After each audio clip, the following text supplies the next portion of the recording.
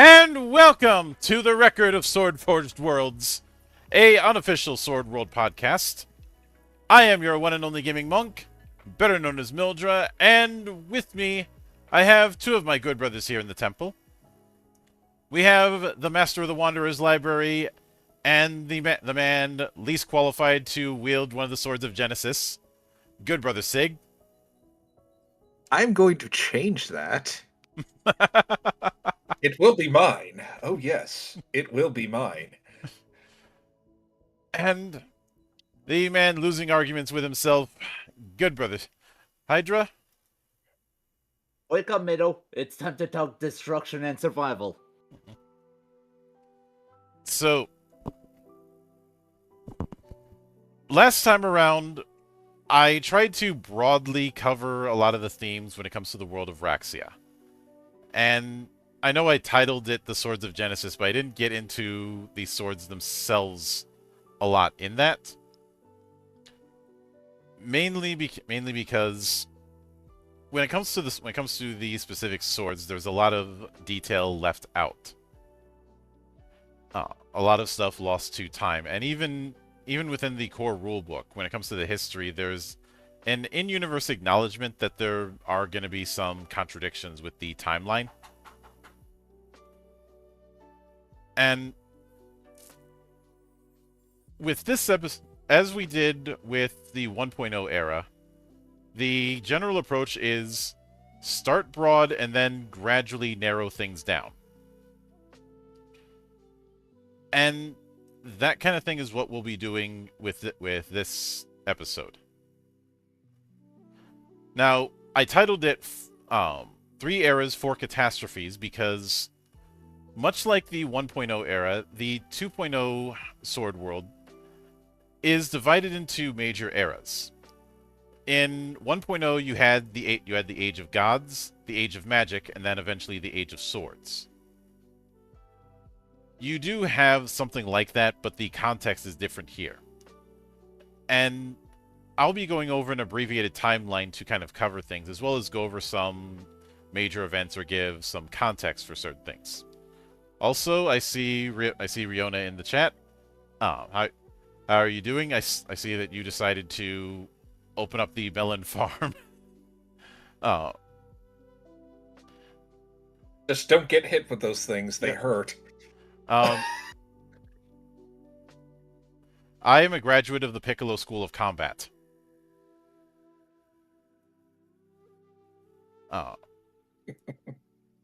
And as Diabolic Triumph sounds like the most colon-destroyed item on a spicy food menu. Yes. There is a ramen shop in Japan I know that specializes in ridiculously spicy ramen, and has 4 levels. Levels 1, 2, 3, and at the top of it, in bold black letters that look like they're charred, it just says Oni. So no level die. Mm-hmm. Alright.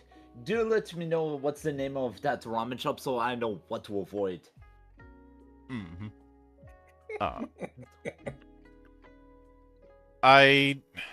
Look, the last time that I had pad thai, I specifically asked the waiter to bring me a bowl, one of those, to go across the street to the convenience store and grab one of those big Greymont tubs of yogurt. Oh no. Oh. Because I knew exactly what I was getting myself into. Those sort of big tubs of yogurt, whenever I'm asking for something like that, it is because I know I'm going to be dealing with something like the Reaper or something close. And as odd as it may sound, I actually like pad thai. To each their own, I say. Yeah. Now some forms of Thai food can get particularly spicy, but I know what I signed up for. Yeah. And to that, as a side note, you should try some Portuguese chicken with some piri piri sauce. I could probably do that. There are particularities when it comes to spicy. The raw heat stuff, I don't do that. After eating the Carolina Reaper, I did my time. Though what people seem to be more surprised about is is why you should never let me in a buffet unless you are prepared to deal with the consequences. Note to self: do not take Mildred to Golden Corral. I'm not going to Golden Corral because they're still dealing with the corpse of Stefan Amaris. Oh, jeez. Hmm. And this is why I'm glad there are no golden corrals up here in Kanakistan. Mm-hmm. No, you have to deal with what passes for Tim Hortons coffee. Oh, I haven't had any of that shit in over a decade now. and I don't drink coffee, so I'm probably safe. Yeah. But when it comes to, as I mentioned, when it comes to the timeline of Raxia, there are certain parts that are contradicted with different stories from different races' perspectives. But the earliest point in time is what could be called the primordial era, but calling it an era is a bit of a stretch. This is the prehistory part of the world. This was where you get the creation myth part of things. Now, part of this we already covered 2 weeks ago. The Swords of Genesis created the world of Raxia. Now, it's unknown whether or not they did this independently or at the behest of something else. But after creating the world, they were left alone in the world that they had created. And in a bid to become useful again, because a sword wants to be used, they begin seeding the world that they created with life. Namely plants, animals, and eventually the mythical beasts. The idea with the mythical beasts was to create what they thought would be the most perfect and strongest vessel for them to be wielded. The problem is, they were a bit too good at their job, and mythical beasts never developed much in the way of tool use. As far as what they consider mythical beasts, they are exactly what you'd think. You know, dragons definitely fall under this, but also things like monoceros, manticores, vargs, wyverns, snowbirds, griffins. Pegasus. Snowbirds. Isn't that what usually goes to Florida every winter? Yeah, sometimes.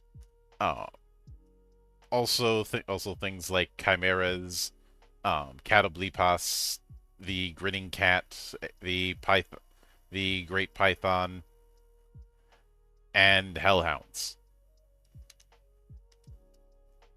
Oh yeah, and the Sphinx. They even have a Trask. Oh god, no. Don't worry, it's not as bad as that one. And the Slayer claps it any day anyway, so. Yeah.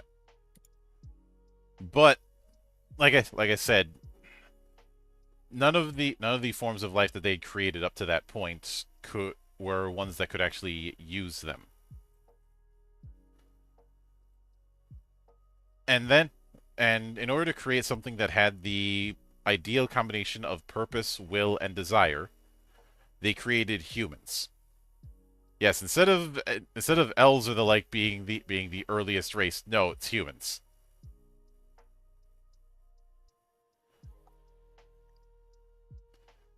So eventually, one of those humans would touch Lumiere and become ascended to godhood. That human would be later known as Lyphos. Lyphos is the divine ancestor and the chief god of the pantheon of the first sword. Remember, the first sword is Lumiere, the sword of harmony.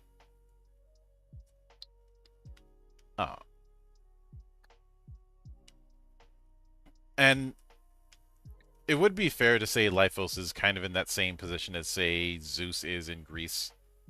The chief god of the pantheon, which is why he's referred to as the divine ancestor. Hopefully without any of the deviancy. Hopefully. Hopefully. There's some, but not him, because he had more pressing matters. Fair.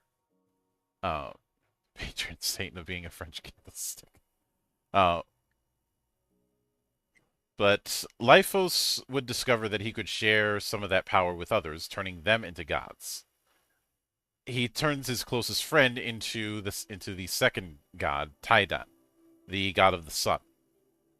And a lot of the other pantheons are created alongside this. And there's a lot of gods of varying degrees of power within the world of Raxia. And we will eventually get into them in more detail, but you have things like Asteria, the goddess of fairies, Armada, the armored goddess, Daileon, the god of trees, Driven, the king of magic hunters, Eve, the shield against the abyss, Frunsil, the goddess of wind and rain, Gamel, the god of money, Grendel, the blazing emperor, Harula, the guiding star, Kagu, the martial fairy, Miritza, the goddess of love and vengeance, Mirtaba, the divine hand, Miles, the divine chef, Sadur, the wandering god, Sien, the goddess of the moon, Strasford, the god of railroads. Yes, I love the fact that there is a god of railroads in Raxia. Choo choo. And they work together to improve life for the non-divine humanoids across Raxia. Eventually, they get followers, and the gods convert their followers into what would become the other races.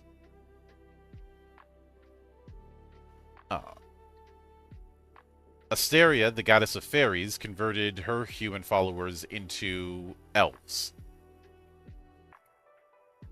Grendel, the blazing emperor, converted his human followers into dwarves.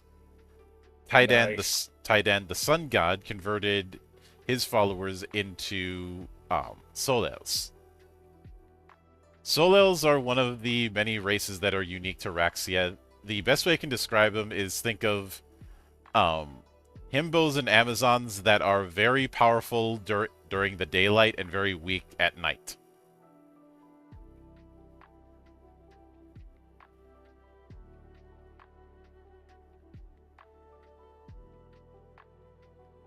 And they tend, and when I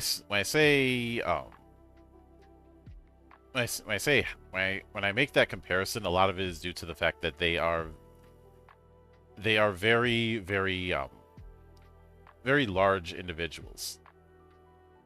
And I see Scion saying, "Hey, where's the ad for Raycon sponsoring you?" And he's still doing the influencer gag from the other day. But in addition to that, Solel tend to be very optimistic and easy to get along with. It's just at night they're very lethargic. On the other hand, they are almost literally solar powered. They can recover HP by just being in sunlight. That's an interesting trick. Mm-hmm.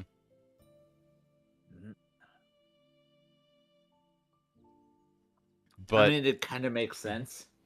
Yep. But eventually, a humanoid would find Ignis, the second sword. And Ignis's desire for power and freedom makes him take up the mantle of Dalkrem, the god of war. He would challenge the existing gods, beginning the first major conflict in the setting, the War of the Gods.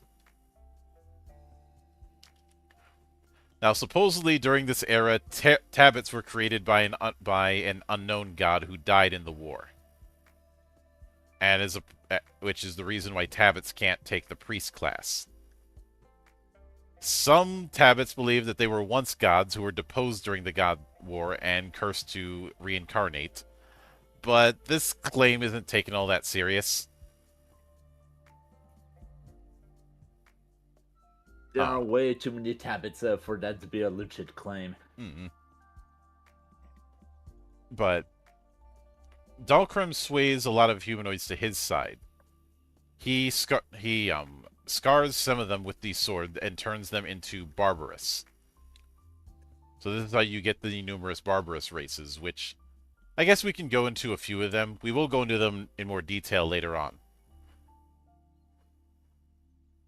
But some of the barbarous include things like broken drakes, a type of dragon-like race, centaurs, dark trolls who regenerate quickly and love to kick ass, Damphirs, Diablos, full-on drakes. The difference between a drake and a broken drake is a broken drake doesn't have wings. Or rather, has wings, but they're not full-on useful. Vegetative.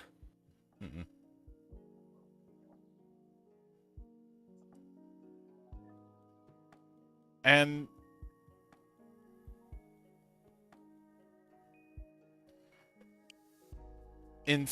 of course, there's also things like lizardmans, lichens,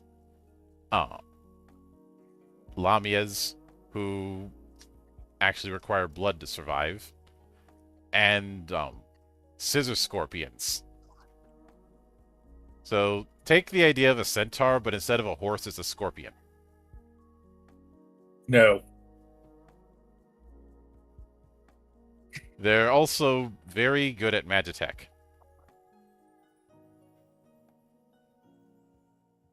I already had to deal with the vagaries twice. I don't need to deal with them again.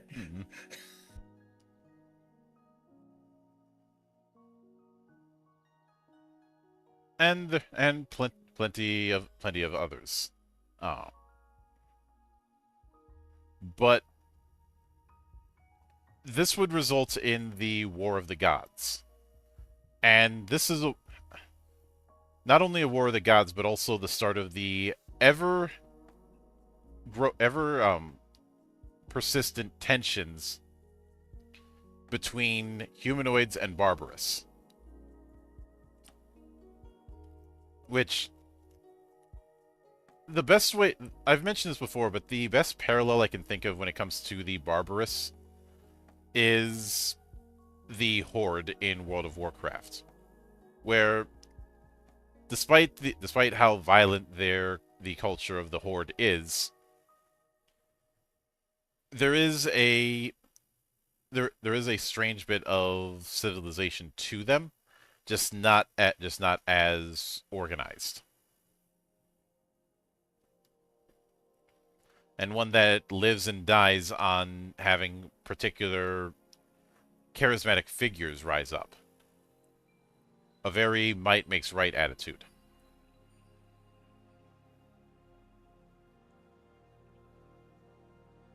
But the clashes between the gods of the first sword and the second sword create ripples that separate parts of Raxia from other universes. This is how you get pocket dimensions known as the bubble worlds. Which, it'll be a while before we get to bubble worlds, because that is still a relatively new concept. And we only have maybe 2.5 books that cover it. But this is also where we get the dawn of dark dwarves, who were clans of dwarves that assisted Dalcrim. They lose Lumiere's blessing and instead gain Ignis's blessing. I fought them in Shining Force. I know how they work, sort of. Well, let's be frank, every to the faction, every setting needs their legally distinct Dwargar. But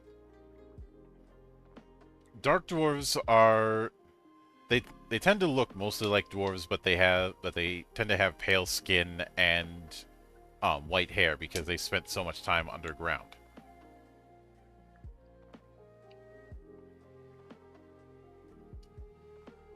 But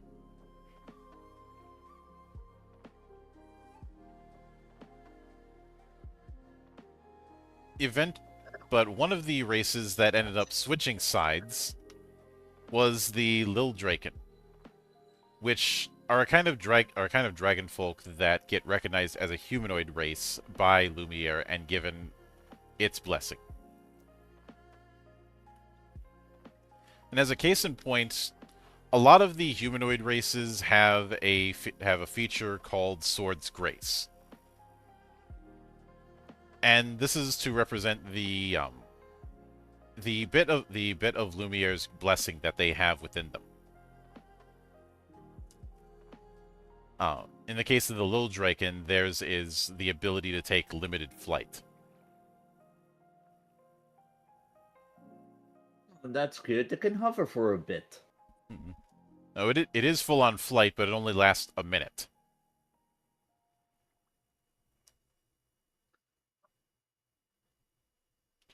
But eventually, the third sword is discovered, Cardia. The humanoid that discovered it becomes Kiliha, the god of wisdom. And the reason why the third sword is called the Sword of Mana is because of what Cardia, the third sword, did. Instead of letting it be wielded against its brothers,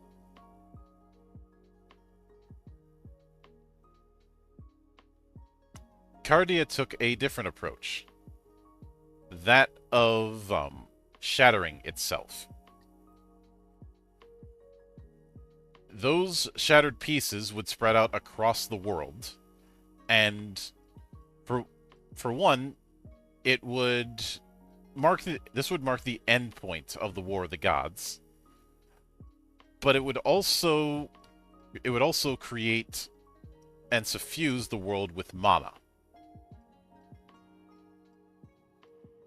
as well as the sword shards that are used that are a very important part of keeping the barriers on various settlements up. There were other gods that the third sword had created, but the gods of the third sword can be best described as neutral.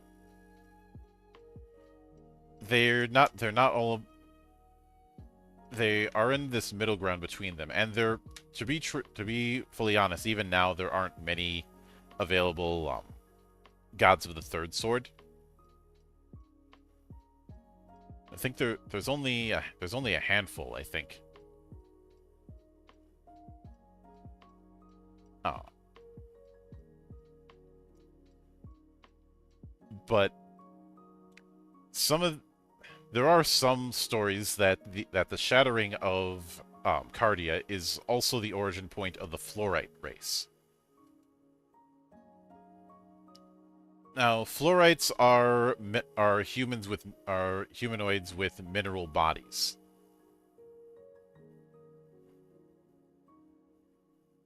Essentially gemfolk. Though their whole body is mineral-like.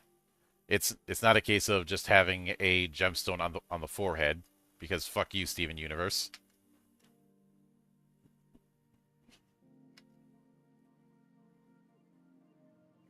I mean, that's definitely a rather interesting species that you could make. Mm-hmm. I just like the fact that the sword just said, fuck this shit, I'm out, and just like, nope. I mean, I can't really blame it, or her, or whatever you want to use. Yeah, I will note, if you've seen the 3 covers for the core books of Sword World, those are meant to be the humanoid versions of those 3 swords. Mm-hmm. Indeed. And you guys will be able to see it in detail in the side chat, because I do remember posting that the other day. I remember today. Looking up. Yep. The cover of Core Rulebook 1 is Lumiere. 2 is Ignis, and 3 is Cardia. And of course, all three of them. You can't go wrong with waifu. You can't go wrong with waifus. Yep. Which this. If you guys like the Crystal Head from Dark Souls, peace on shatters. Though fluorites are sometimes described as walking Mako stones, and they tend to have a lot of capacity for magic.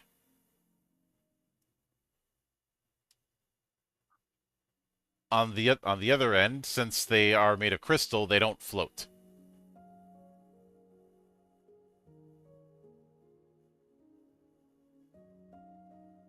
On the plus side, they don't need to breathe.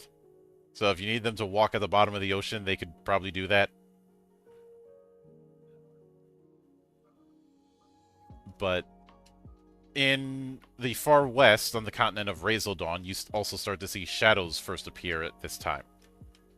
Shadows eventually migrate to Allflame, but they're still a rare race. I guess I could describe shadows as akin to the Duxarist from Anima, or certain types of dark elves. They tend to have gray skin and three eyes. Those eyes can see through the dark.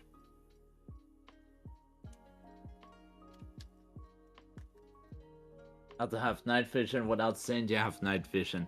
Mm-hmm. They are confused with barbarous, but they're not barbarous. They're humanoids. Though it's more likely that they're associated with the goddess of the moon.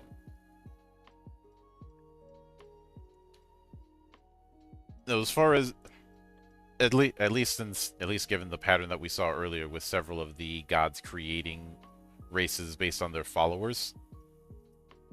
And like I said, the thing I find amusing about this is that technically humans are the oldest race in this setting. And the shortest lived. Mm-hmm.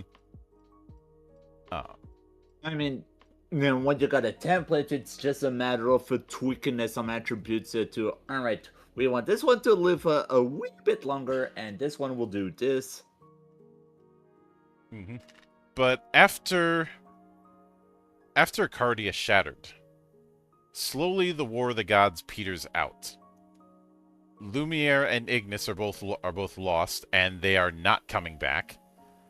The gods retreat to their own realm to recuperate, though that doesn't mean that divine magic is gone. They still hear people who pray to them, and there are still priests. There are still churches, and divine magic is still a thing. Also, for reasons unknown, some humanoid children are born with the same soul scar that was used by Ignis. These children are what's known as nightmares.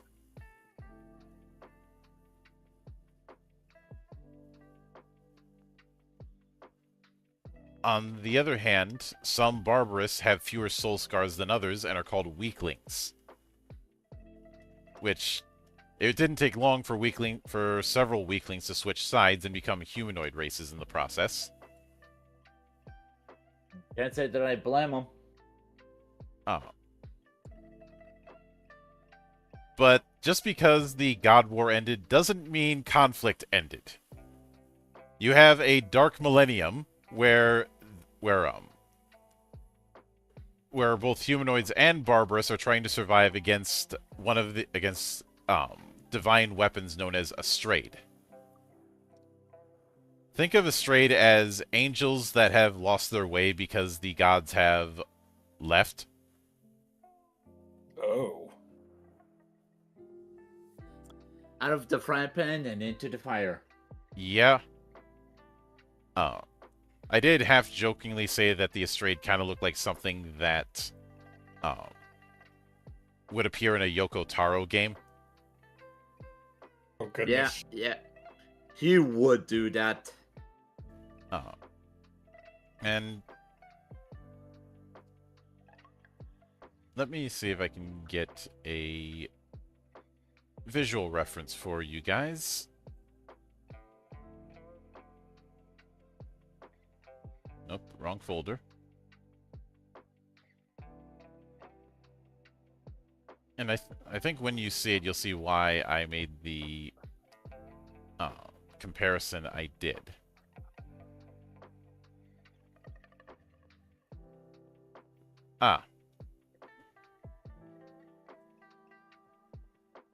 Yeah, that will work.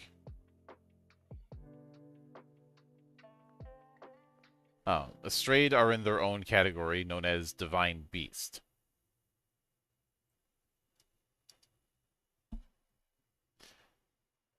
And I know some of you, I know some people in this call would look at the Astrayed and say, wood. Not me, because I could definitely see some would say wood, but I think I'll pass on that. Would, and then I'd kill it. Mm-hmm.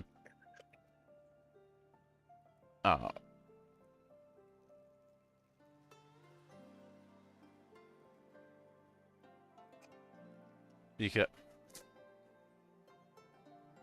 Kind of reminds me of a mix between less biblically accurate angels and the Nephilim, because they're huge. We are talking about the classical biblical Nephilim, right? Yep. Yes, the giants.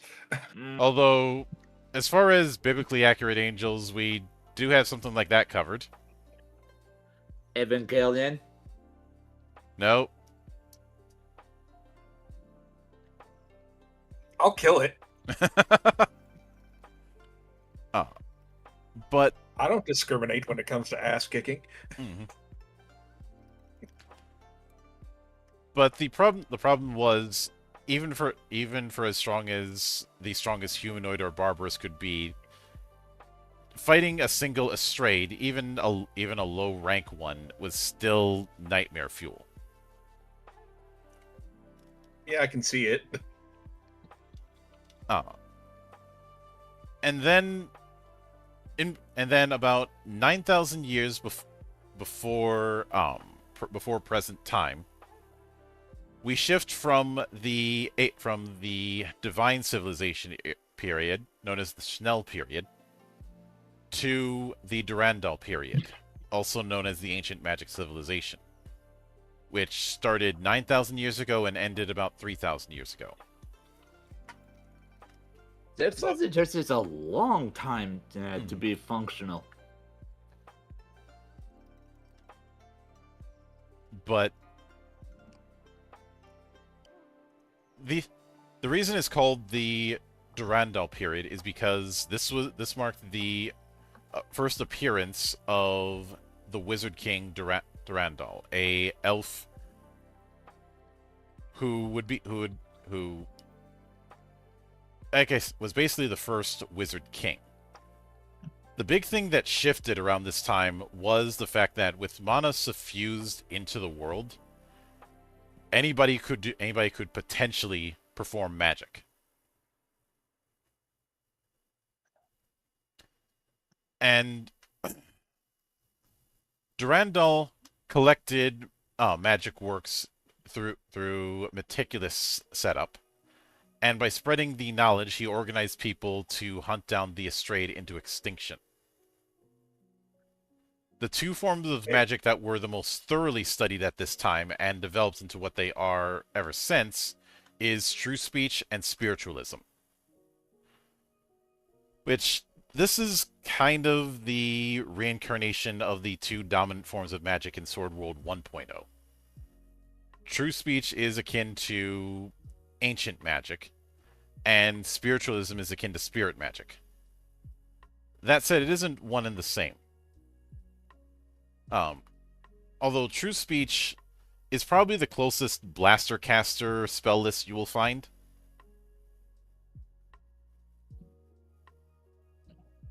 A lot of these spells within it are very direct. Things like the first 4 spells that you get out of it are Dull Weapon, Energy Bolt, Light, and Lock.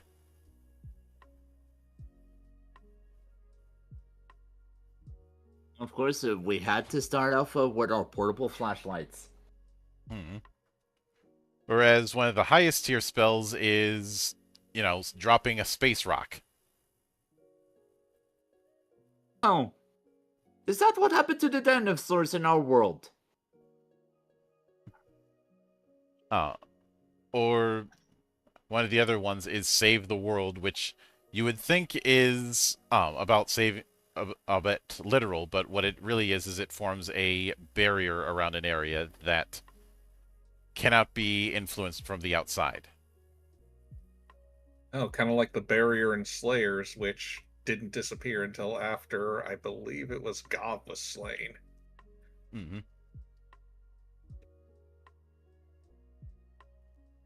But things like nature magic, which is the domain of druids, and fairy magic, the domain of fairy tamers, were certainly studied, but they were less well known because they require a certain sense that most humanoids didn't have. This is also where you get the rise of magic empires, each led by their own wizard king. An individual wizard king was something of a tyrant. In the sense that they had... consolidate that much power. Go on, Mildred. When I say tyrant, I mean tyrant in the classical sense. Ooh, guy needs his ass kicked. Got it. No, we are not doing humiliating the tyrant. Not yet, anyway. God damn it, man. Got me all excited for nothing. But tyrant in the sense of, like, Patarabo. Of just ruling with absolute authority. Especially since a lot of the wizard kings and a lot of spellcasters were able to utilize a massive networked spell called Dominion at this time, which allowed them to directly control more common folk. Because Durandal didn't have a high opinion of people. Well, fuck him too. Same thing with Patarabo. And as time goes on, several of these city-states that were built by wizard kings are swallowed up by bigger kingdoms, which become full-on empires. So this is where you kind of get the birth of nations in the sense that we understand it. You had a lot of artifacts created during this period, as well as the earliest incarnations of constructs. It was around this time as well that explorers from Terrastier begin to establish colonies in Alframe. Although some of the natives of the Alframe continent don't take it all that well. Especially the Maria, Lycant, and Els. Maria are a kind of plant species that has short-lived and long-lived variants. Lycants are a type of lycanthrope, but the only thing that transforms is their head. So they're more akin to Boma from Heat Guy J. And the Elv are a type of humanoid that does have a soul scar, sort of like nightmares, but instead of having horns, they tend to have skin like white wax.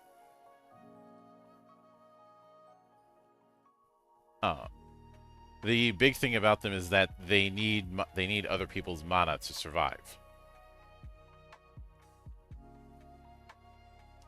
So in a roundabout way, you could see the elves as magic vampires. Yeah. Around this time, there was an attempt to try and create a race of perfect mages, which they called the Newmen. However, the experiments were considered a failure. And I'm guessing it kind of blew up in their faces. It just wasn't the perfect mage that they had planned on being. There was also the fact that they only lived to 30. Yeah, that's a rather short. Mm-hmm. I mean, they are very, very good with magic. It's just that they tend to have a short shelf life. They are adults by the age of 15 and do not live past 30. At some point during the 30th year they're alive, their heartbeats just stops. All that power, that's a lot of stress. But I was thinking it's like, geez, does the mana inside them just rapidly age them like that? they don't rapidly age. Their heart just stops. Ugh. No way to go. Around this time is also when Spriggans first appear in the world. Some theorize that Spriggans were giants that lost their soul scars, but it's only speculative. But because of the there was within this point in time, there was a very elitist attitude where if you were any sort of magic user, you were a blue blood. If you were not a magic user, you were either a silver blade or a servant. So, much like with the ancient magic civilization in Sword World 1.0, we have a return to the theme of magic user elitism. If you weren't a magic user, you were dirt trash. Well, fuck them too. Kind of reminds me of all the major preferential treatment in D&D, but that's a different subject. I don't think this was anyone's attempt to take the piss out of that. I think it's more a reincarnation of what we saw with the ancient magic kingdom that had that same attitude and also believed that because they were on top, that they were basically invincible. And in their boredom, they ended up studying one particular art that is going to be a bit of foreshadowing in the form of demon summoning. Foreshadowing is a literary device. Yeah, dear Lord. They were looking worse, them summoning demons, or what is it that Kari ended up creating? They were looking for demons as powerful warriors or advisors. And, like I said, foreshadowing. So put a pin in the whole demon summoning thing, and this is also where we get the warlocks. We will get to that later. Now, I know some people who are D&D heads may think, oh, I know how warlocks are going to work. In this case, no, you don't. They do not work the way you think they will. They don't work like that in actual gameplay either. That, if you'll allow me to go on a bit of a tangent, it always bugged me that the idea with Warlock is that they made a pact with something, but they never have to pay up on that pact. Mm-hmm. Now, that's more of a... for them to not to pay up on that, that is more of a failure on the behalf of the GM rather than the player. No, this is a fault of the designer. Because you can't make that claim of deal with the devil, essentially, which has been made since warlocks were a thing. and not expect the devil to get his due in some form. You look at any sort of story where you've got someone who makes some sort of pact with some higher being, they always have to pay up at some point. I mean, the demonic accountants will make a bloody sure you pay your dues. Yeah, they'll just take your soul through your ass. Yep. Oh god, you just remind me of kappas from Japanese myth.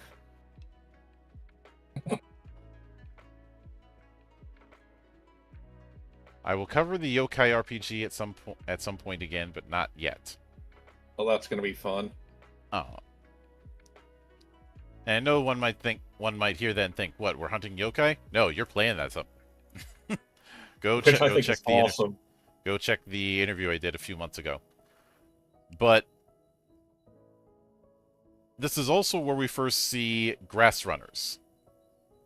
And because they appeared around the same time as demons, there's this unspoken suspicion that grass runners are associated with the demon realm, or use it to cross over.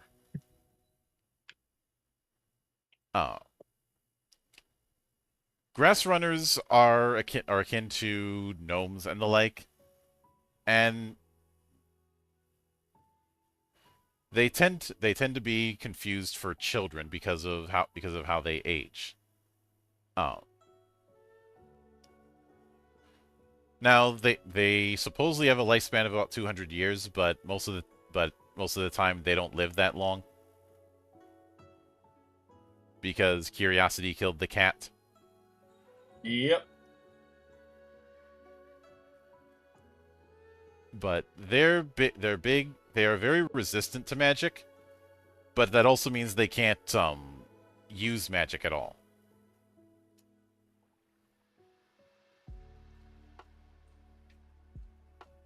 Like even if a class would give them MP, they can't take it.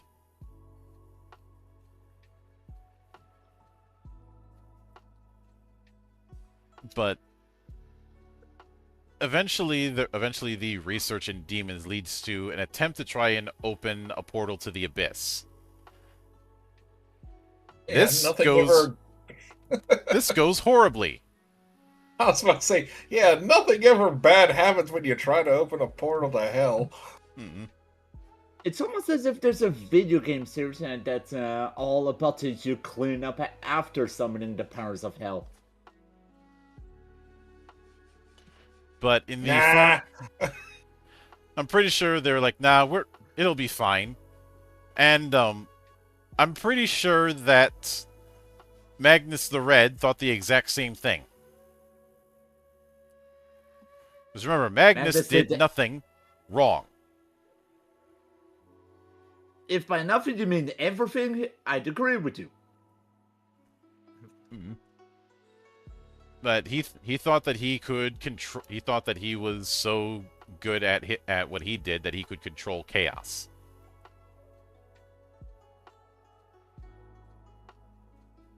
And learned very, very quickly the humbling experience in trying to have that kind of thinking. But things, when the hordes of demons start pouring through, things of course start going to shit. And you do have whole groups of humanoids and adventurous types banding together to fight against demons. This group, which would be called the Wall Guardians, eventually would form the foundation for what is now known as the Adventurers Guild. The Wizard Kings themselves, who inadvertently started this whole mess, declare truce and begin building the Wall of the Abyss.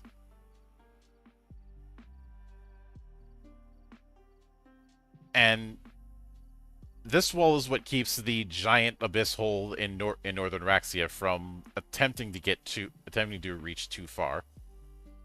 However, little pocket parts of the abyss form shallow abysses. A shallow abyss is like a pocket version of the abyss that reflects both it and the world that it's enveloping. Since the ultimate goal of the abyss and of demons is to have that portal be wide enough where they could overrun and eventually assimilate Raxia into the abyss.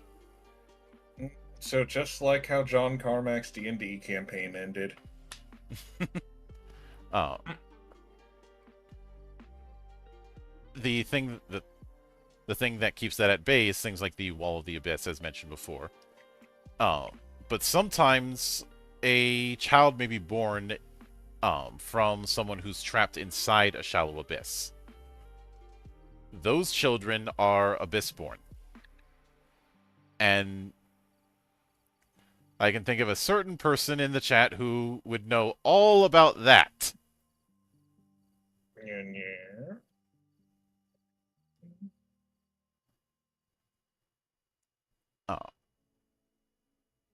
But the price of all of this upheaval, especially given the fact that they lost a lot of materials making the wall, and the fact that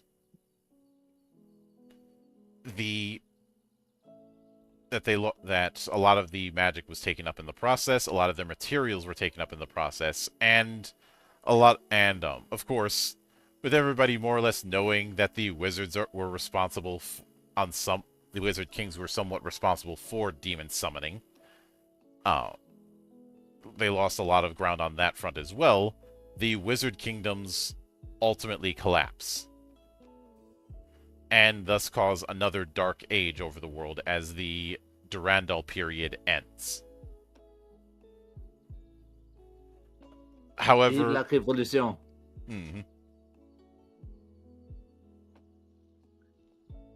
However, that results in another dark millennium. And then a new era begins 2,000 years before the Common Era. That is the Almenas period, also known as the Magitech civilization. And this lasted from 2,000 years ago to about 300 years ago. So, some tinkerers found a way to allow people to control magic through devices rather than through inner power. This device would be known as the Magisphere, and would be the foundation for the technology known as Magitech.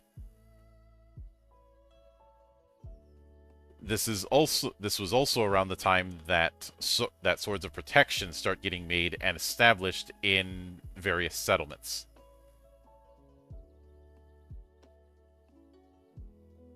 The thing with the sword of protection is that any being that has a soul scar when they're in the bubble of that protection feel intense pain. The more soul scars they have, the more painful it gets. So if you've got one or two, just a little bit of pain. You got more than that, it's unbearable, which led humanoids to push the barbarous off the surface world. Many moved underground or moved into the outskirts of the continents. And in the process of that, it was believed, hey, the threat of barbarous is finally gone. We can expand even further now. That's a good way how to piss off an entire population. I'll get to that. So because of that, humanoids build bigger and greater before. Trains, airships, huge cities. Cities that look less like a medieval city and more like a modern city. Nice. With hover vehicles and the likes. Hover vehicles and the like. There's an implication that you could use a abandoned mall, photos of an abandoned mall or the like as the basis for a ruined city from the Magitech period. It's actually a fun way to integrate places that you already know. Everybody knows the abandoned buildings or warehouses within their particular neighborhood. Oh. But this is also where you start getting Magitech devices, including Magitech-created constructs. This also was the first appearance of leprechauns, who existed on Raxia for a lot longer, but this was where they first started appearing, largely because they were curious about Magitech. And I will note, gameplay-wise, Magitech is a full-on spellcasting list. Something that you should know all too well about, Riona. I remember that one of the players when you did your season of a cloister was definitely a Magitech as well. Yep. Some become artificers and others become alchemists, and it'll be fun when I get to the class system and this is D&D like comparisons are gonna go straight out the window very, very quickly.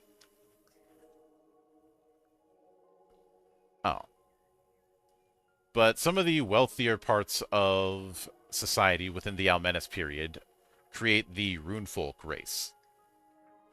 Originally, it was meant to be a servant underclass, but as time went on, they gained equal status in society. Though, a lot of Runefolk do lean towards being servile.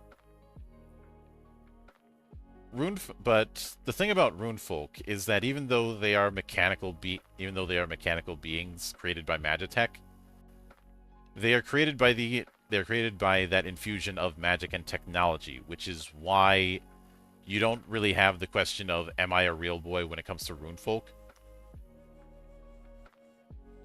In fact, there you have it. There you have it, people. That's how the Grokkidae effectively became sentient. Mm-hmm. Oh. I would say Runefolk are akin to our Dorothy Wainwright in the Big O, for example, or even the Yorha androids. Oh, the ones with effectively a black hole contained in a cube within them. Mm-hmm. Well, it doesn't go that far with Runefolk, but Runefolk tend to be fully formed when they are made, and they tend to have stable operation for about 50 years.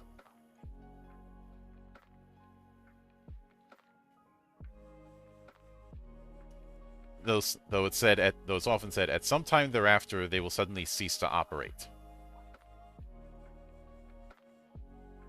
Limited warranty. Got it. Oh. Though like the Black Mages in Final Fantasy IX, in a sense. And because of the fact that they have some ties to mana, much like everything involving Magitech, that is the reason why they can use magic like anyone else, with some exception.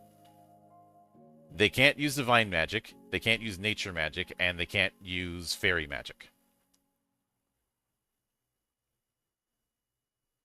Isn't that just like, what, 80% of the whole list? No. Because there's still plenty of magic-like effects that they can use, and that also means they can still use sorcery, and they can still be sorcerers or shamans.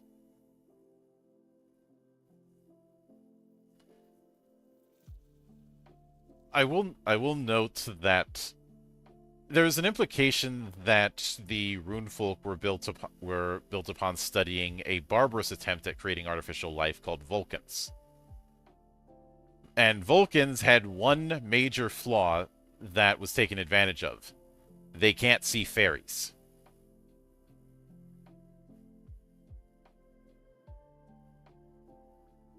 And hello there, Brother A.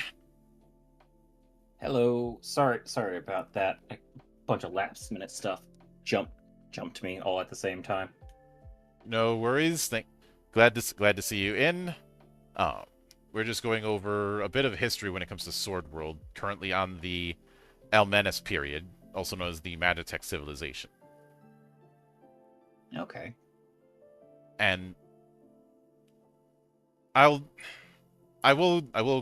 do a brief overview when I finish. But all good things had to come to an end, and eventually the barbarous who were thought to be defeated start showing up, and not only that, but triggering pretty much every natural disaster you could throw at a place. Earthquakes, tornadoes, hurricanes, all of that stuff happening all at once in an apocalyptic shitstorm.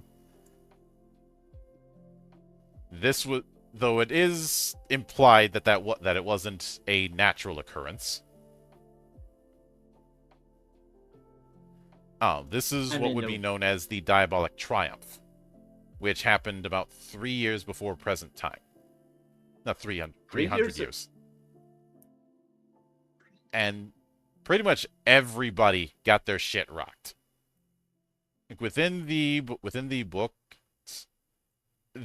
whenever they talk about different regions, there's usually some segment that goes into how they got screwed over, how that particular part of the world got screwed over by the Diabolic Triumph. And of course, in the process of that, the Barbarous come back and start reclaiming a lot of territory. On the other hand, it also reawakens the Newmen from suspended animation. This particular wave of barbarous attacks is led by a barbarous who's only known as the Beast King. He is slain by a group of adventurers, though who those adventurers were is never outright stated.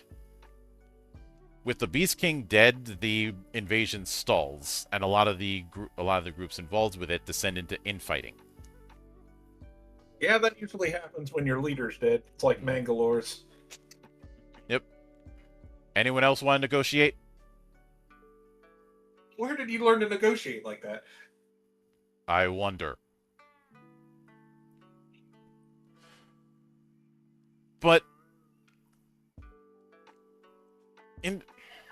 of course, I'd imagine the reappearance of the Newmen would turn the tide a lot, because even if the Newmen have a very short lifespan, they are still very, very good at throwing fireballs.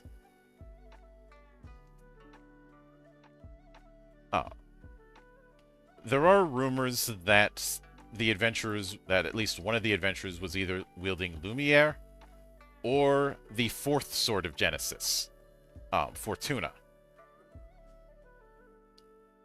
There's not a lot known about Fortuna, but there's this implication that it tends to show up at times of upheaval, elevate someone into godly status, and then disappear. And the person who wielded it either disappears or fades into legend.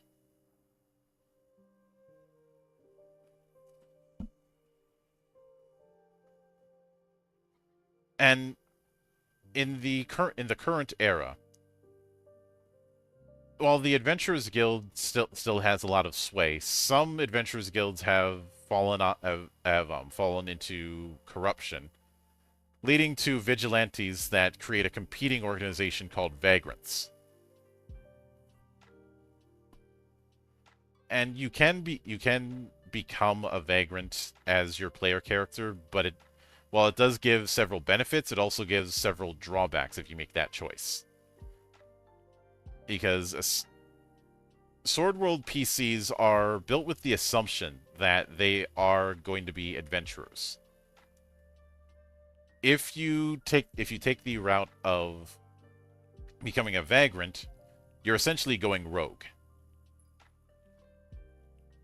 you have a lot of freedom, but you also don't have a lot of support. Part of me wants to say it's parallel to a NASCAR driver becoming an owner driver, which can happen. There is precedent for it. It just doesn't happen as much because you're kind of priced out, since an owner driver in NASCAR is exactly what you think it is. So I think you can see why I'd say that being one tends to be a pricey endeavor.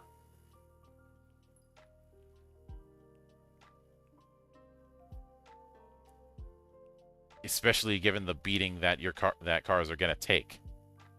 Yeah. And all of that is coming out of your own pocket. But, and the Fortuna would get its own spotlight in the 2.0 era with the Fortuna Code expansion, which we will get to that in the future. The best way to describe Fortuna Code is the epic rules. It bumps up the transcendent rules. It bumps up the adventure level from 15 to 17. I know some of you might say, what, 2 levels? That doesn't sound like a big deal. Keep in mind that your adventure level is equivalent to the highest class level that you have. So if you have adventure level 2 in warrior, but you've got a bunch of other ones at first level or not, it's still adventure level 2. So it's not as specific of a metric of power level as in other games, just because of the wide amount of depth that could entail. However, while a lot of things have gradually recovered, the influence, even 300 years afterwards, of the barbarous or the diabolic triumph is still felt. A lot of the nations, even the bigger ones, are still recovering. A lot of infrastructure is still destroyed or wrecked.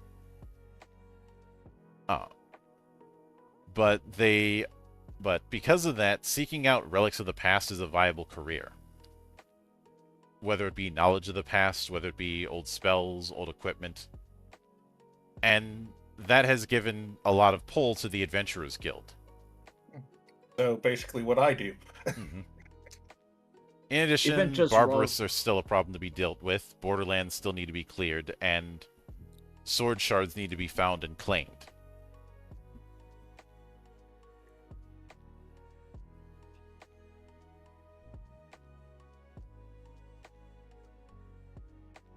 But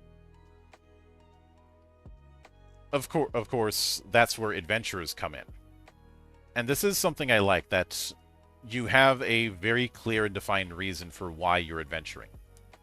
While it still carries the spirit of what came before.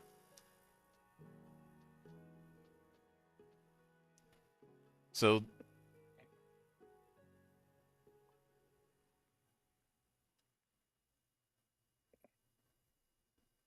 to give you a bit of a bit of a catch up, Sword World is divided into several eras. The primordial period, which is when the Swords of Genesis created the world and eventually created humans, so they had something that could wield them. The Divine Civilization, where some of the humans that came into contact with them were elevated into godhood, leading to the War of the Gods, where the third sword, Cardia, shattered itself in order to end the war between the gods. And several of those gods turned their followers into the other races, which means we actually have elves being technically younger than humans, race-wise. That's actually a little interesting change. Mm-hmm. The humans were created by the swords of Genesis. The gods that were elevated by the swords turned some of their followers into elves, dwarves, and the like.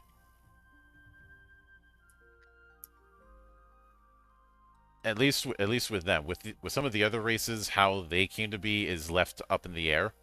But I think one can infer that's how it happened. The same thing applies to the barbarous, which have a more only the strong survive kind of mindset. Legally distinct orcs. Not just orcs. The Horde. Okay. Like some of the barbarous races are things like arbors, baba yagas, basilisks, broken drakes, centaurs, dark trolls. Actually, there really isn't an orc.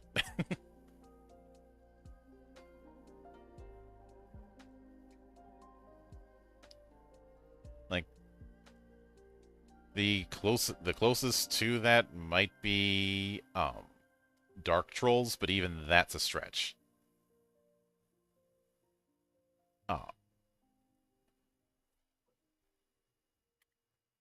As well as an artificially created being known as the Vulcan.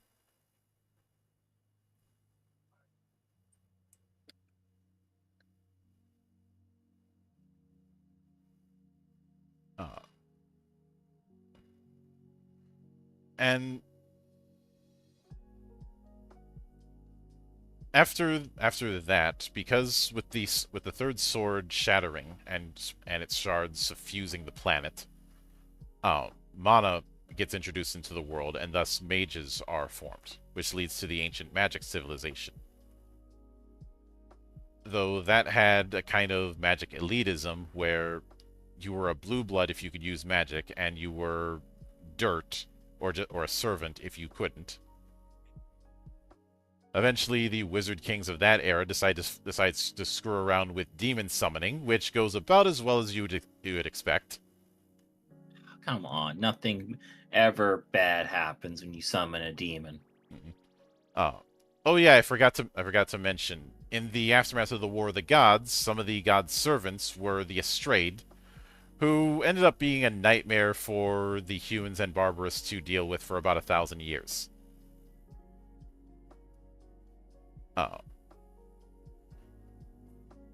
After things went south with the demons, the cost for the Wizard Kings was so much that their kingdoms fell into decline.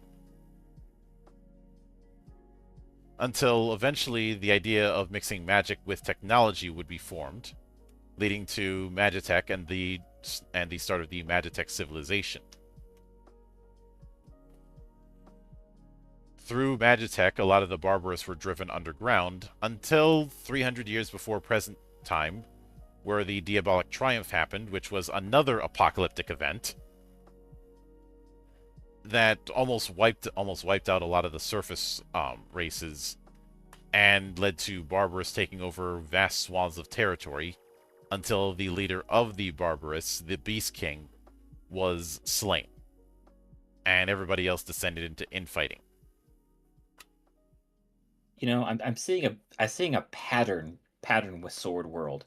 That as soon as everything starts getting nice, something comes along and just screws everything up. Mm-hmm. And several races made their appearances throughout this time.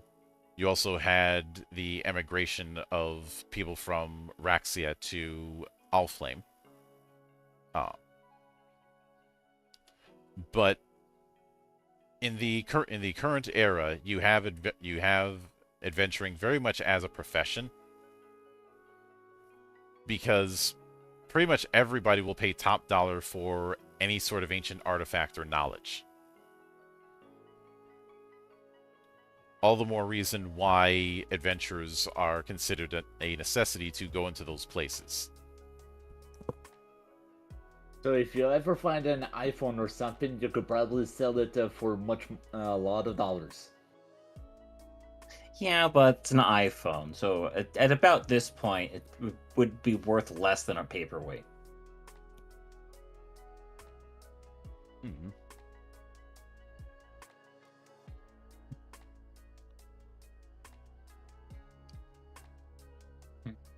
But with the, I know I said earlier that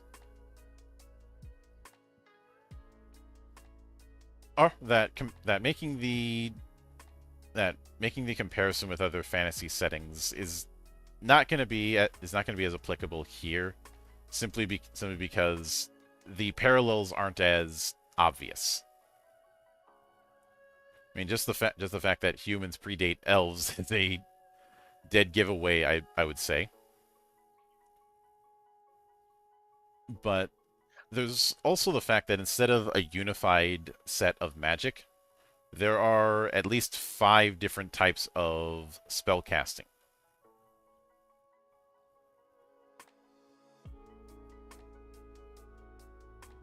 Oh. The big two is true speech and spiritualism. But then there's fairy magic that's used by fairy tamers, nature magic that's used by druids, magitech, which is used by artificers, and demon magic, which is used by warlocks. Although I know some people who may play warlocks in D&D may look at the warlock and sword world and think they'll be on similar ground. They're not. In fact, warlock is the one class that when I was doing the actual play of Aboard the Magic Railroad, that was the class I didn't let anyone take. Not because it's broken or anything like that, but because due to its mix of its own summoning rules and its magic list, it is the one class with the highest skill floor.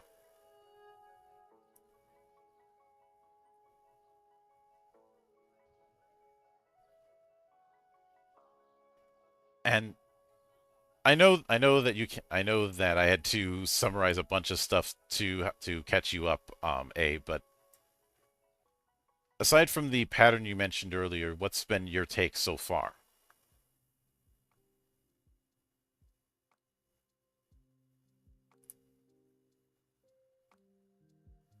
You alive, brother A? I'm here. I'm just thinking.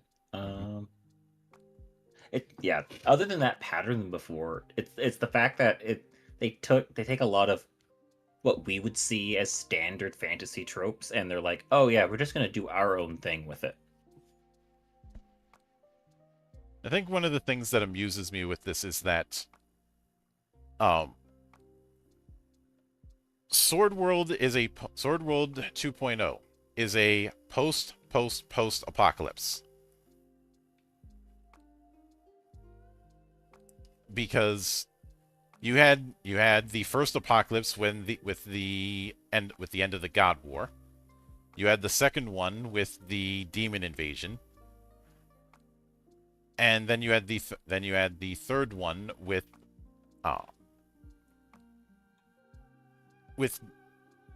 the diabolic triumph.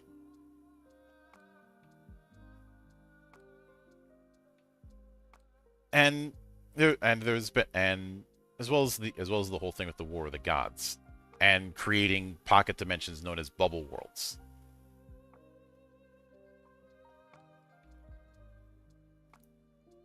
But in a lot of fantasy settings, there's always the question about firearms, and Sword World answers that question with firearms are a magitech thing.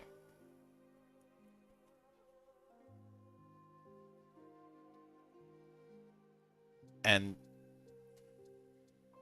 when I say firearms, I specifically mean a special type of magitech gun. One that is essentially using mana instead of like powder or the like as the way to fire the bullet. Kind of like in the Mechanist in FF14. I never played Mechanist, but I'll take your word for it in 14.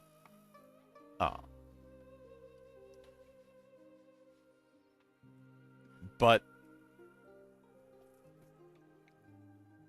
there's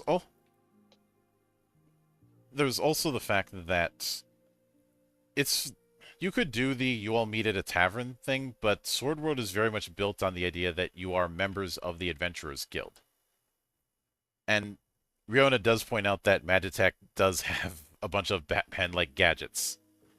Because and this is something that amuses me with the way magic works in Sword World. Pretty much every form of magic has some sort of focus that's required. For for true speech and spiritualism, you do require an arcane focus. This could be something like a ring, it could be something like a staff, or if you want to spend some money on your weapon, you could turn your sword or the like into a focus, so you don't have to have your focus on an offhand.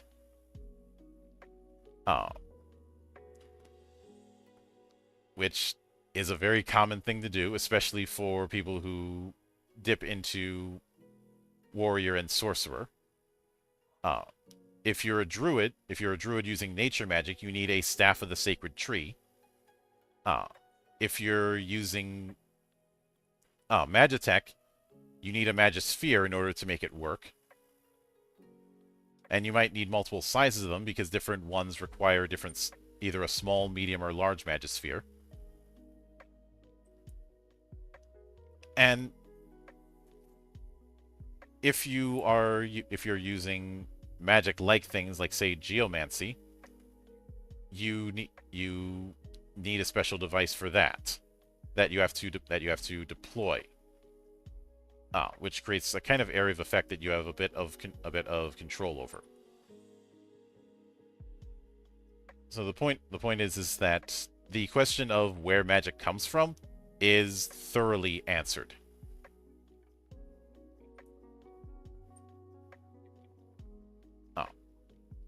And yes, as far as warlocks, they have their own focus that they require,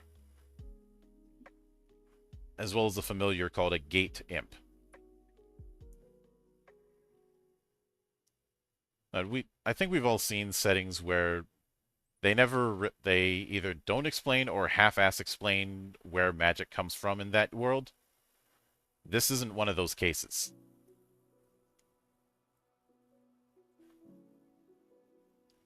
Which is kind of refreshing. Yeah. That they're like, hey, oh, you're this magic? Okay, then this is all the lore of how it showed up and all the things that it has done. Mm-hmm. In addition to that, there are created life forms in the form of, say, runefolk. You don't have to deal with the "am I a real boy" kind of thing, because runefolk are built with that mix of mana and technology, like every other Magitech. Which, because of that, while they tend to have a personality that leans towards serving others, they are fully realized personalities.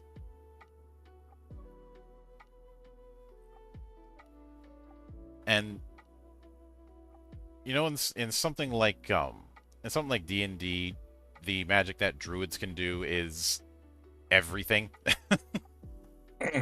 You have the terrain magic and the like. Nature magic for druids in Sword World is primarily focused on spirits, on calling nature spirits to aid allies or attack enemies.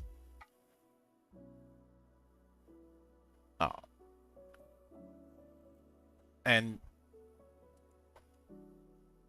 incidentally, there's similar lore about how it comes to be with some of the things that are close to magic but aren't. Things like spell songs for bards, and why certain animal pets work with certain spell songs. I mentioned fairy magic earlier. That is the closest thing to an elementalist. You have contracts with different elemental fairies, and you give those fairies MP to have them perform things for you. Originally, um, fairy magic was seen as analogous to a summoner in Final Fantasy, but I would honestly argue that it's more akin to the elemental effects and traditions you see in the Mana series. Mm-hmm. Uh, I can see that. you know how there was a different spirit for each element in that series. You kind of have a similar thing here.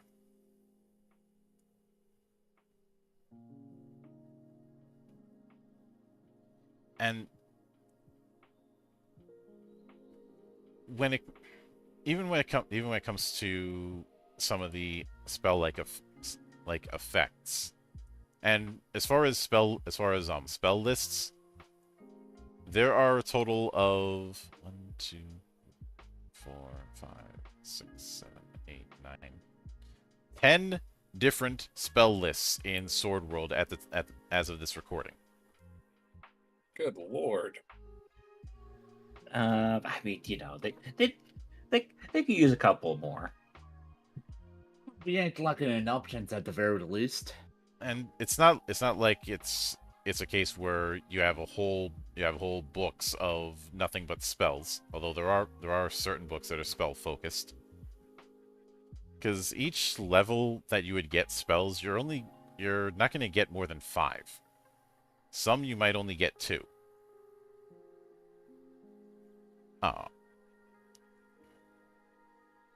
And I will go into more detail on this later in this series, but for example, with Magitech, it is very analogous to things like the Machinist or Engineer. There is a lot of gadgetry at work.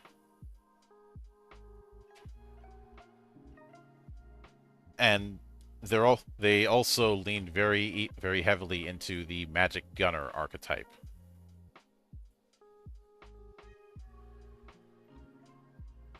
I mean, that is my favorite archetype, just being asshole with a gun. Mm-hmm.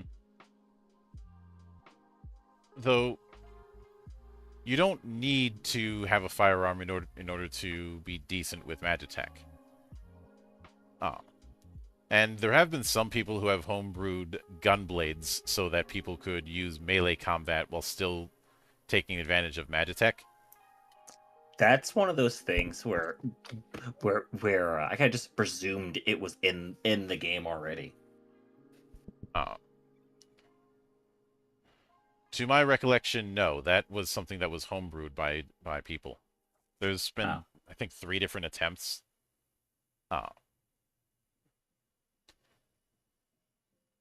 But for example, when it comes to Magitech, one of the simpler spells is just turning a Magisphere into a flashlight. Though the thing about Magispheres is it's one of the rare types where you don't actually have to hold them.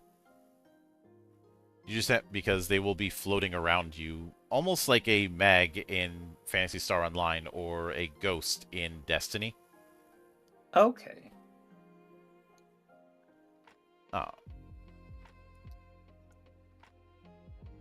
And because of that, the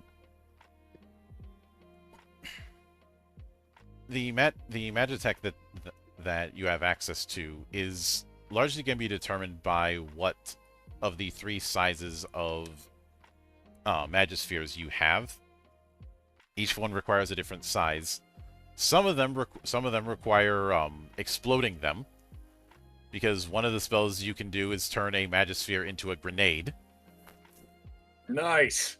So I take it that at least for that, Magisphere thing, it'd be relatively cheap to replace. let me double check that. Because I can't imagine blowing up your focus would be something you'd want to do unless, one, they're easy to replace, or two, it does a lot of damage. A small Magisphere costs 200 Gamel. A medium Magisphere costs 500. And a large Magisphere costs 1,000.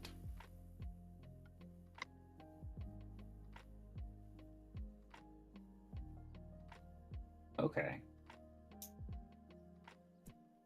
And there are similar items for other types of casters. Like a fairy tamer keeps their contracted fairies inside gems. Some of them will have a case that can hold up to 4 gems.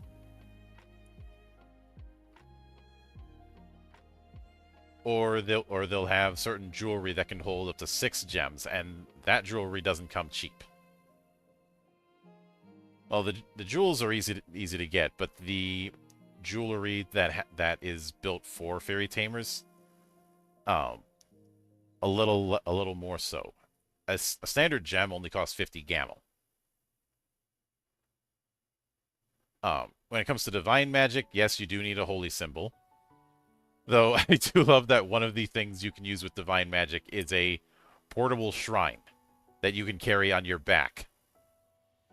Nice. And maybe it's just me, but I keep thinking of the portable confession booth in Trigun. Yeah. Yeah.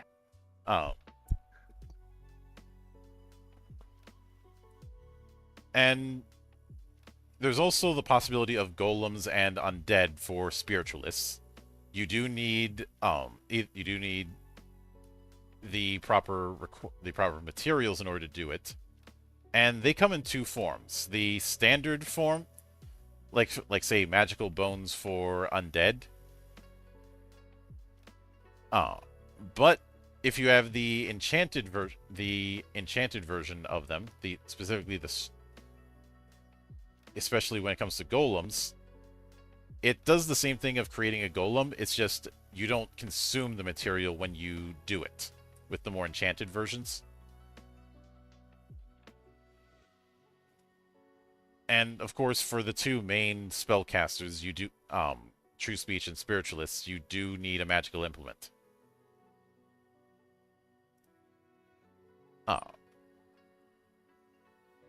There are also things like Mako Stones, which is a way to use MP without actually using MP. They're not MP potions. Think of them as magic batteries. So you store the MP that you're not using for later. No. Oh.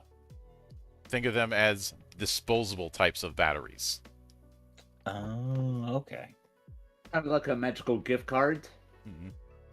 They have a set amount of MP. They have a set amount of MP that you can spend instead of the MP that you have, or may not have, for the cost of effects. So kind of like a scroll. I'd say that, but scrolls are built on charges, and these aren't. Okay. Like a scroll is going to cast that one spell, and that's it. And there isn't a Vance-like model in this. It's MP based. You can just use MP from a Mana Stone instead of your own MP. So like what Hydra said earlier, it is kind of like a magical gift card. Mm-hmm.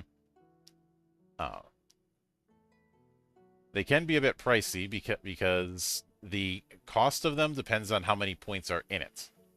Like a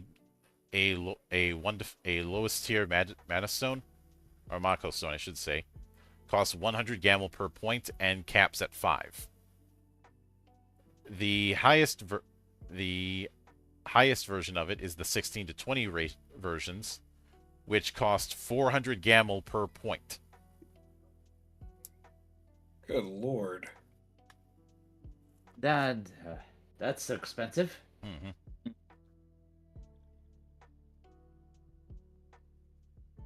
And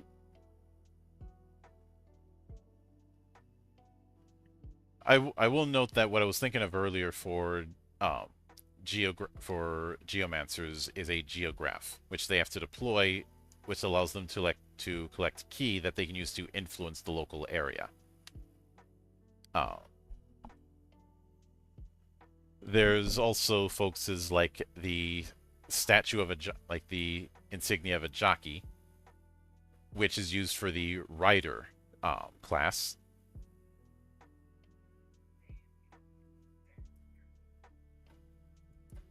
It's basically what gives you permission to get a mount for rental.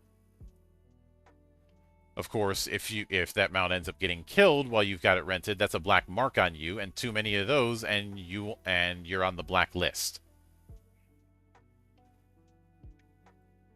And I'm gonna go out on a limb and say the blacklist isn't something you want to be on. Well, if you're a rider, probably not, because it means that you're not getting any mounts unless you go out and get it yourself.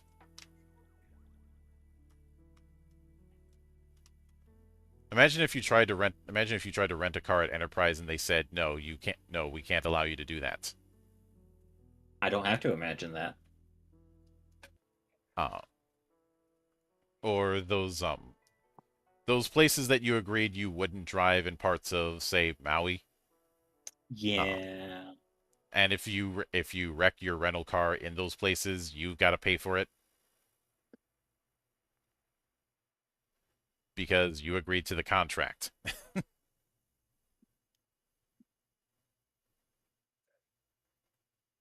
But when we talked a bit about the spirit of exploration when it comes to Sword World, but I wanted to go into this sort of history to establish the foundation for why people would be out adventuring. And I do think that is an important thing to distinguish. It's a hell of a better way than you all meet at a tavern and you've known each other for years. Which, oddly enough, is something I rarely do in my campaigns. I've rarely done it, period. What I tend to do more often... Go ahead. This ain't an episode of Cheers. What I tend to do more often is you all were either hired for a job or you're all in the wrong place at the right time.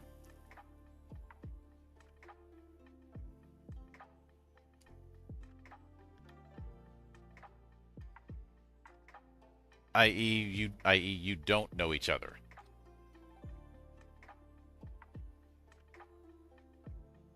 But now with that in mind, I know this is a bit of a shorter one than it was last time, but that's because I want to go broad before I go specific. But yeah. I already got A's take on it. So, Sig, Hydra, what do you think of the history that we have when it comes to Raxia? Quite a hell of a history, and I like the fact that you're really shown everything that happened and why it happened, as opposed to the broad, oh, this is what it is, and we're not going to explain it. Mm-hmm. Hello. Yeah. Hello, Joe. Well, Hey, Joe. Joe! Wait, am I here for this episode or no? Yes.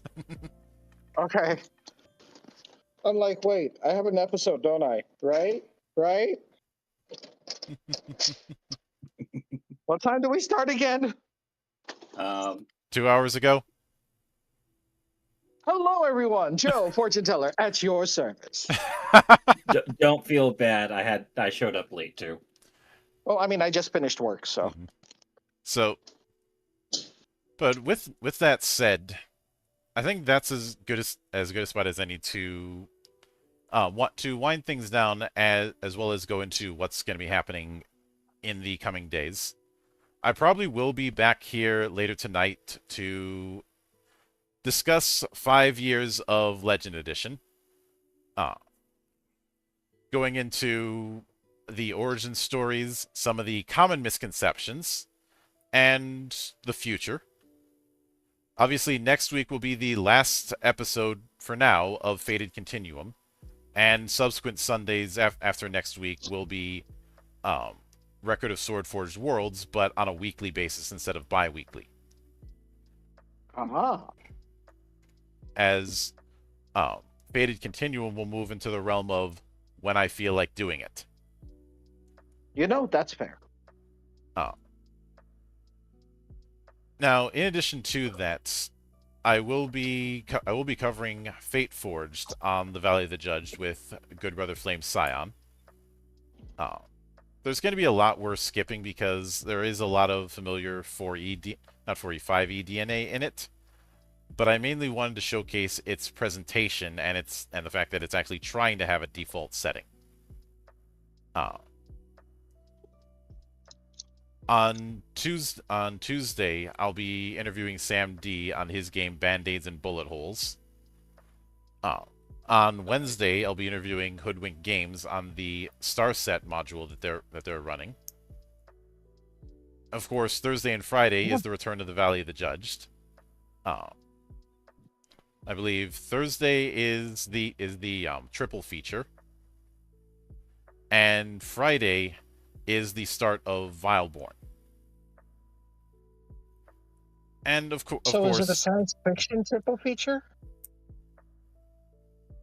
No, you've already seen the schedule, Joe. Oh, right, it's a fantasy triple feature. Dang. Mm-hmm.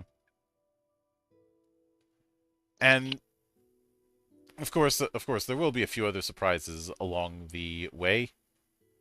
And I did mention this before, but on June 3rd, there will be a surprise episode of the Valley of the Judged as we take a brief look into the FF14 TTRPG, because honestly, I feel like a lot of people who've been covering it have been coming at it with bad data. All I've known about it is that it came out. Mm-hmm. I haven't heard much since about it. I've seen some people go hyperbolic with it, and a lot of people covering it from the perspective of D&D is all I know, or in some cases having no idea of a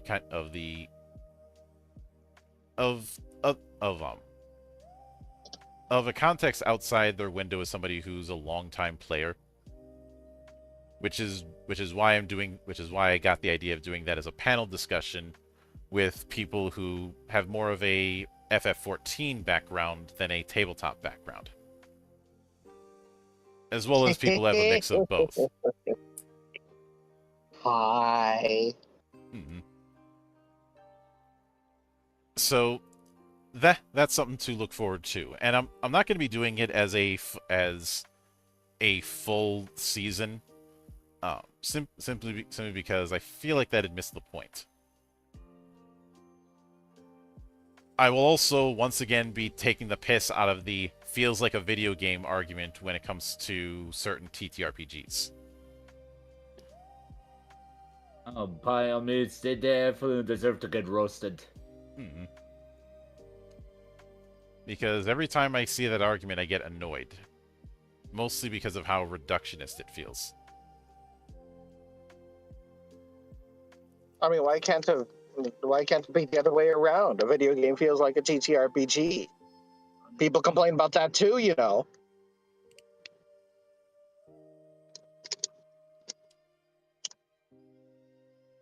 Do they? Yeah, I was about to say a lot of people like Baldur's Gate. I was gonna say the only ones I could think of that are really in that realm are certainly complained about, but not because they feel like a TTRPG, but because they were designed by assholes. Hi, Wizardry, how you doing?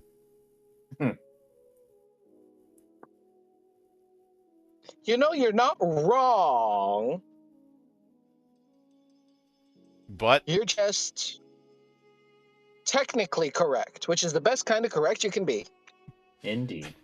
I thought you were going to pull Lebowski and say, you're not wrong, you're just an asshole. Well, that's a bit redundant since we're all assholes here anyway. That is true. It takes one to know one. Yep. I'm surrounded by assholes. We love you too, Joe. Keep firing, It's assholes! Spaceballs all over again.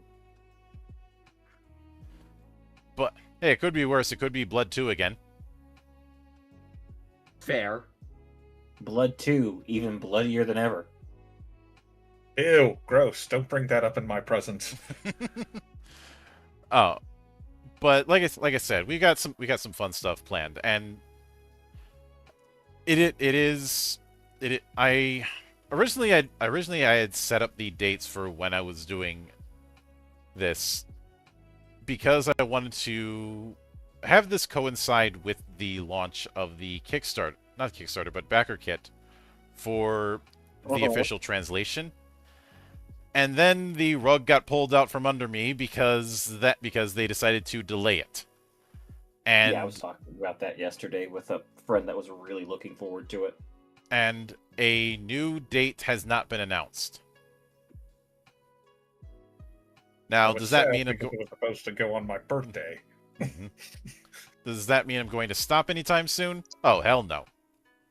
I was gonna do this anyways because I wanted to have some sort of counter argument to the narratives that have been put up.